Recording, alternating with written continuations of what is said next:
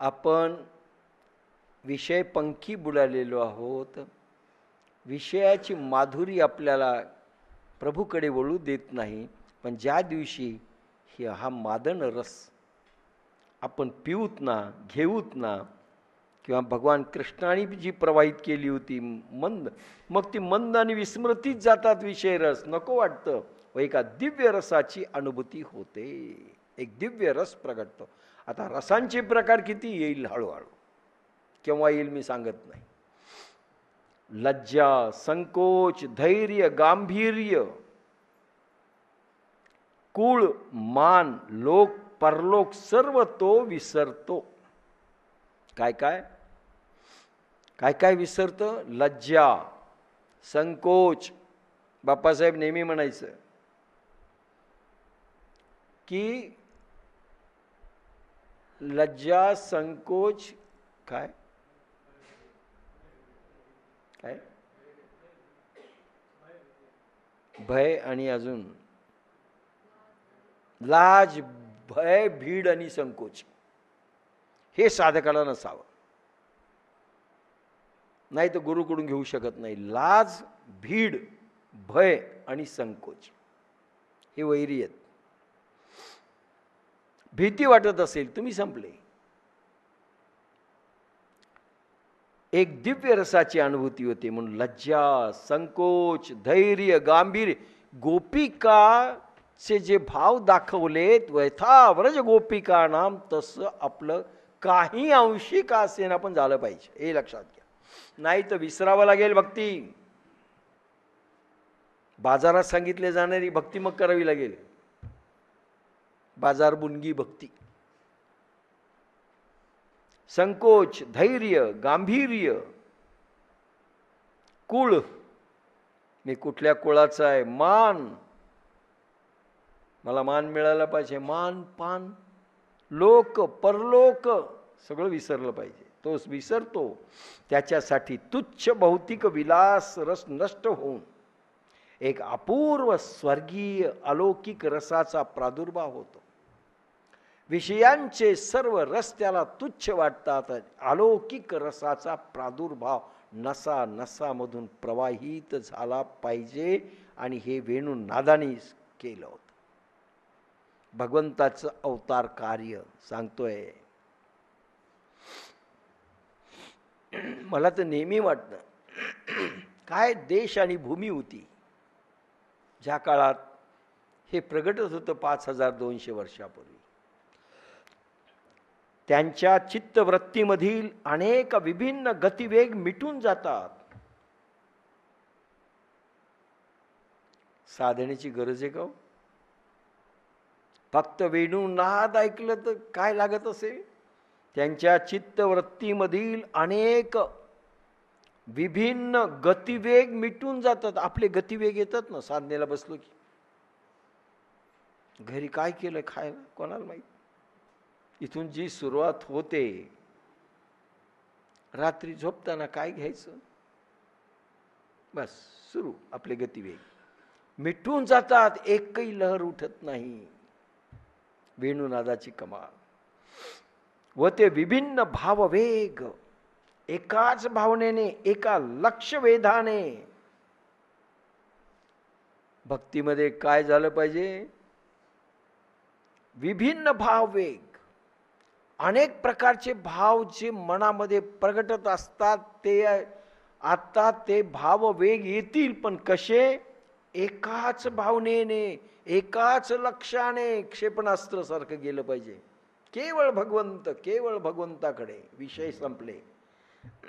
एकाच लक्ष वेधाने, एकाच गतीने प्रवाहित झाले पाहिजे. आणि प्रवाहित होत होते त्या काळात.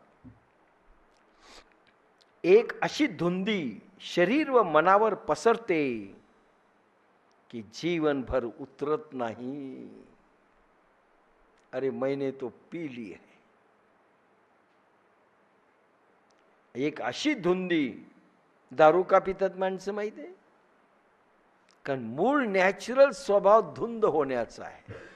आता ही धुंदी तुम्हाला नालीत नेते ती गोष्ट वेगळी, नरकाकडे नेते ती वेगळी. पण धुंदी. आजकाल ते गांजा सरस काय काय निघालंय, ते कशासाठी? धुंद व्हायचं. अरे हे अध्यात्माकडे जर वळले नाही ही माणसं, खरंच वृंदावन निर्माण करतील. आणि त्यांना धुंदी पाहिजे, पण ते इकडे येत नाहीत, तिकडे जातात. एक अशी धुंदी शरीर व मनावर पसरते की जीवनभर ती उतरत नाही. नशा, वैराग्याचा नशा आहे. हा नशा उतरताना अहंकाराला घेऊन उतरतो, आणि उतरला तरी अहंकार नष्ट होतो. त्यावेळेस नशा उतरला तर अहंकारही खतम होतो, समाप्त होतो अहंकाराला घेऊन. ज्या क्षणाला व्रजमंडलामध्ये तुमच्या वंशीचा नाद निनादला,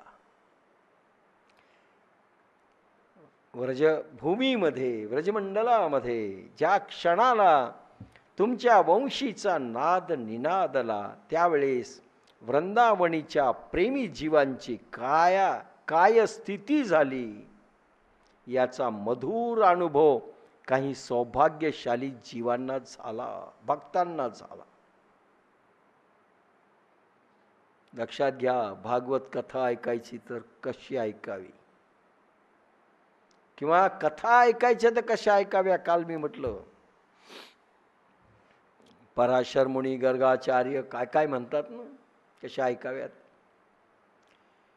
की तुमच्या वंशीचा नाद निनादला, बसा एकदा आणि पहा की वेणुनाद चाललाय. पन्नालाल घोष किंवा हरिप्रसाद चौरसियाचे कॅसेट लावून टाका बासरीची, आणि समजा कृष्णच करायलेत असं बेधुंद व्हा, आणि तुम्ही गोपी बना, काही गोप बना, आणि मस्तीमध्ये पहावर काय होतं. रममान व्हा. याच्यासाठी भागवत आहे. ते आठवा. काल नारदांचं वाक्य होतं, पुन्हा पुन्हा आठवा. वंशीचा नाद निनादला, त्यावेळेस वृंदावनीच्या प्रेमी जीवांची काय स्थिती झाली याचा मधुर अनुभव काही सौभाग्यशाली जीवांना झाला, भक्तांना झाला. आम्ही तर कल्पना देखील करू शकत नाही काय घडलं असेल वृंदावनात, काय घडलं असेल. काही भक्तांना झाला. म्हणून नारदांना, म्हणून भगवान शंकरांनी देखील कथा ऐकली, पार्वतींनी कथा ऐकली. आम्हाला कथा ऐकवा.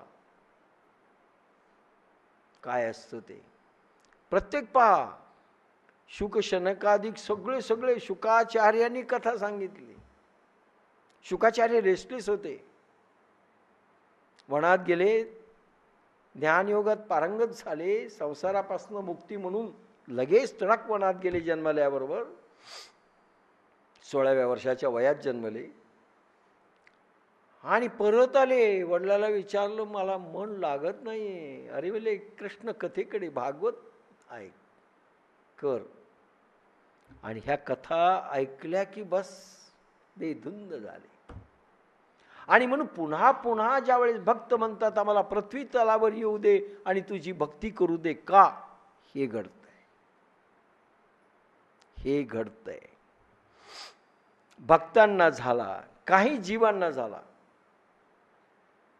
नारदांना देखील प्रत्येक ऋषी त्या वनामध्ये विचारतात आणि एक श्लोक सांगतात. ते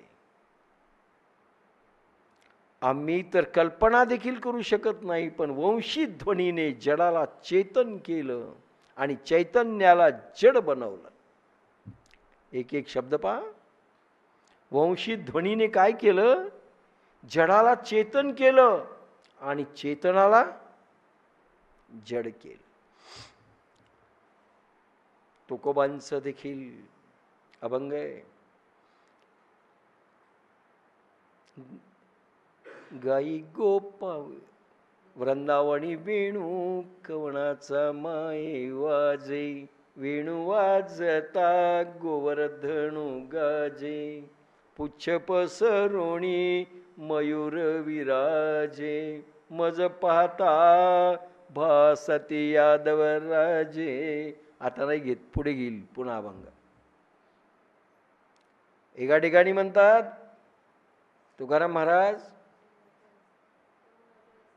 यमुना जळ स्थिर स्थिर वाहे, रविमंडल चालता स्तब्ध होय. विसरला सूर्य. ब्रह्मांडाचं आता आपल्याला गती घ्यायची. रविमंडल चालता स्तब्ध होय. अरे ब्रह्मांडामध्ये घुमतोय तो वेणुनाद. शेषकुर्म वराह चकित राहे, बाळास्तन देऊ विसरली माये. गाई गोपाळ यमुनेचे तटी. पण वंशी ध्वनीने जडाला चैतन आणि चैतन्याला जड बनवले होते. यमुना देखील पूर येते पण स्थिर झाली, स्तब्ध झाली वेणुनादांच्या लहरी. म्हणून भक्ती कशी करावी शिकून घ्या, नाहीतर जन्म गेला. कामी लोकांना विशुद्ध प्रेमी बनवले होते. ज्या कामी होते, काम भाव, हे पा मी खूप बोललोय याच्यावर. सेक्स भावना जरी वाढली, त्याचं रूपांतर वैराग्यात कसं करावं याची कला आपणही जगाला दिली. आम्ही वंशी नाद कुठून आणावा? भगवंतानी, त्यावेळेस भगवंत अवतरले होते, आता तर सगळे भूतच अवतरलेत. आणि या भूतांच्या खाईत कसं करावं? आपण ते प्रयोग डेव्हलप केलेत. कामातून प्रेमाकडे, प्रेमातून वैराग्याकडे. प्रेम निर्मिती कशी करावी? कामशक्ती बेसमेंट आहे, बेस आहे, पाहिजे ती. कामी लोकांना विशुद्ध प्रेमी बनवले होते. मुरलीचा नाद ऐकून संसारिक भोगाची सर्व कामना क्षणभरात नष्ट झाली. क्षणभरात संसाराची कामना मुरलीच्या नाद ऐकला की नष्ट झाली. हे करायचं, ते करायचं, ते करायचं, संपलं.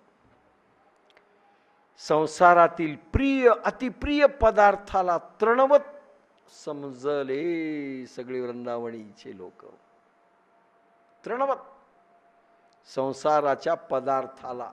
सोफा सेट घ्यायचा, टी व्ही घ्यायची, बंगला बांधायचा, तृणवत. गवता समान कसपट समजू लागले.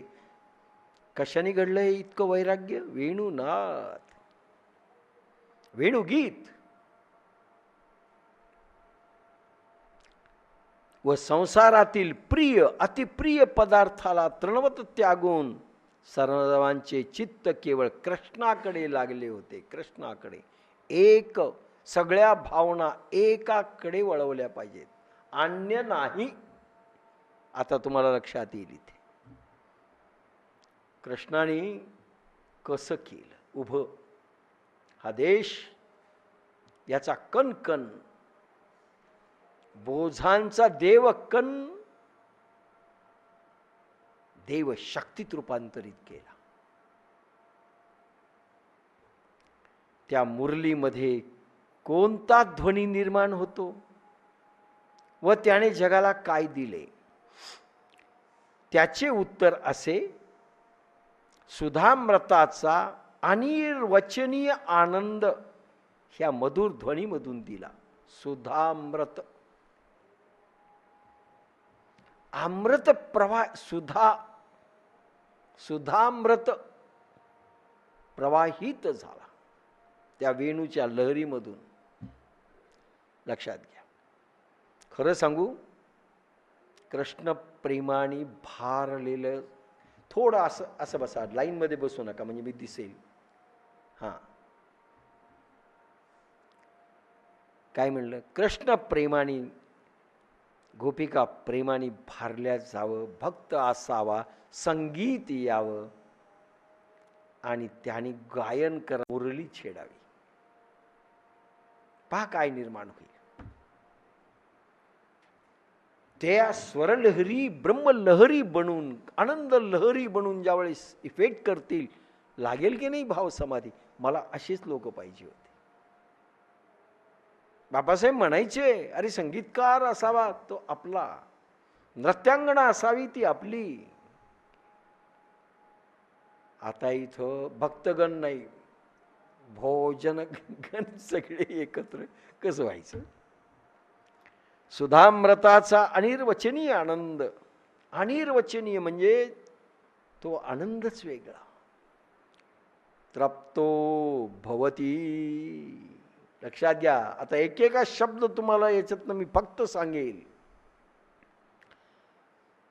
हा मधुर ध्वनीमधून दिला तो आनंद साक्षात भगवत स्वरूप परमानंद आहे. आनंदाच्या मी स्टेजेस सांगितलेले आहेत, मागे एकदा बोललोय त्या स्टेजेस, येईल त्यावेळेस पुन्हा बोलेल. तो आनंद साक्षात भगवत स्वरूप परमानंद आहे. व्रजधामामध्ये हा काम विजयी मदन मोहन, काय शब्द आहेत. व्रजधामामध्ये हा काम विजयी मदन मोहन, भगवान काम विजयी आहेत आणि मदन मोहन आहे. मदनाला देखील मोह उत्पन्न व्हावा सौंदर्याच्या देवालाही. इतकं अफाट सौंदर्य भगवंताजवळ होतं. व्रजधामामध्ये हा काम विजयी मदन मोहन तप वैराग्य युक्त. भगवान तप आणि वैराग्य युक्त आहेत, तपस्वी आहेत. ज्यावेळेस महाभारतीय युद्ध करायचं गरज आहे का हो, पण 12 वर्ष बद्रीनारायणमध्ये जाऊन तपश्चर्या केली. 12 वर्ष. स्थितप्रज्ञस्य का भाषा समाधिस्तस्य केशव. अधिकार संपन्न आपल्या भक्त साधकांमध्ये त्या काम बीजाला वितरण करून त्यांना आपल्याकडे आकर्षित करतो. प्रत्येक माणसामधला काम त्यांनी आकर्षित केला. गोपिका ऐशा गोपिका त्या कामातुरा नारी, चित्त विहळते देखावया हारी. तुकाराम कामातुर, त्यांचं काम बीज आकर्षण करून वैराग्यात रूपांतर करणं. अरे काय भगवंताचे उपकार आहेत. कारण त्यांनी तप त्याच्याकरता केलं होतं. भगवंता त्यांना आपल्याकडे आकर्षित करतो. कोणी सांगतं का हो, कानाने चोरी कशी केली, डेरा कसा फोडला, कसा नाचला, काय नाचा तमाशा करून टाकला त्याचा. अरे काय, मी प्रत्येक गोष्ट ही थोडी विस्ताराने सांगू लागलो ना, फारच अडकून जाऊ. आपल्याला खूप जायचं आहे पुढे. आपल्याकडे आकर्षित करतो. त्यांची सर्वस्वाची आसक्ती. काय काय काय काय आसक्त करतो तो. आपलंही भगवंतावर एवढं प्रेम पाहिजे. गोपिकांसाठी त्यांनी एवढं केलं, आपल्यासाठी पण तो करेल ही हमी आहे. लक्षात घ्या. म्हणून मी बोलतोय, गोपिकांचं चरित्र उगीच नाही घ्यायचं. आम्ही काय घ्यायचं. भगवान त्यांच्यासाठी करतो, आमच्यासाठी नाही करणार का. आपल्याकडे आकर्षित करतो. त्यांची सर्वस्वाची आसक्ती आपल्यासारख्याच होते. आपली विषयांमध्ये सर्वस्व अर्पण करायची आसक्ती आहे. पोरीत, पोरात, पैशात, कशात, दुधात, कशातही आसक्ती आपली. त्याची सर्वस्वाची आसक्ती मोह कमी करून, त्यांचा मोहही कमी भगवान करत होते. फक्त वेणुनाद. भाषण दिले नाहीत, प्रवचन दिलं नाही. त्यांना स्वतःचा विसर पाडून त्यांना आपल्याकडे आकर्षित करतो भगवान. त्यांचं काम बी सगळं आकर्षित करून आपल्याकडे आकर्षित करतो.